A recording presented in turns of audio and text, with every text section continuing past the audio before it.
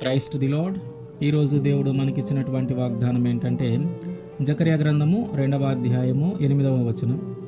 మిమ్మును ముట్టినవాడు తన కనుగుడ్డును ముట్టినవాడని ఎంచి తనకు ఘనత తెచ్చుకొనదలచి మిమ్మును దోచుకొనిన అన్య జనుల యొద్దకు ఆయన నన్ను పంపియున్నాడు. ఆమేన్.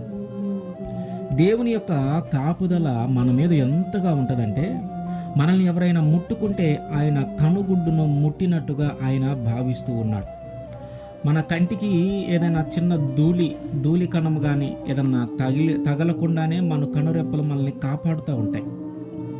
ఎలాగైతే చిన్న ధూళి కణము కూడా మన కనుగుడ్డును తాకకుండా కనురెప్పలు కాపాడుతూ ఉన్నాయో, అట్లాగే దేవుడు కూడా మనల్ని ఎవరు ముట్టకుండా ఆయన కాపాడుతూ ఉన్నాడు.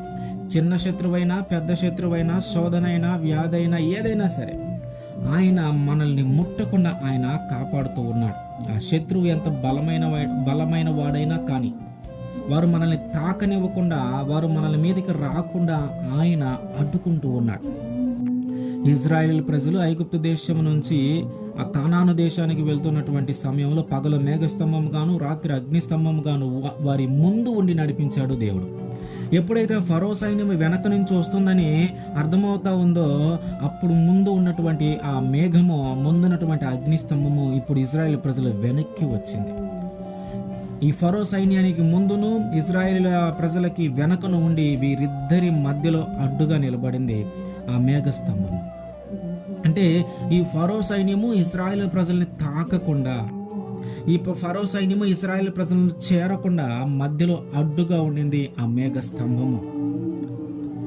ఎలాగైతే ఇజ్రాయేల్ ప్రజల్ని ఆ ఫరో సైన్యము తాకకుండా దేవుడు మధ్యలో అడ్డుగా వచ్చి నిలబడుతూ ఉన్నాడో, అట్లాగే మన శత్రువు మనల్ని తాకకుండా దేవుడు మధ్యలో వచ్చి అడ్డుగా నిలబడతాడు.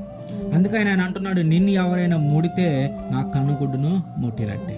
దేవుని యొక్క కాపుదల మన మీద అంత బలముగా ఉంటుంది. అయితే మనం ఏం చేయాలంటే, మనము ఆయన యొక్క కాపుదలకి ఇష్టపడాలి. మనము ఆయన మీద ఆధారపడటానికి ఇష్టపడాలి. ఇజ్రాయేల్ ప్రజలు శ్రమ వచ్చిన ప్రతిసారి మోషే ప్రార్థన చేస్తూ ఉన్నాడు, అయ్యా ఇట్లాంటి పరిస్థితి ఏర్పడుతుంది, ఈ పరిస్థితుల నుంచి మమ్మల్ని కాపాడు.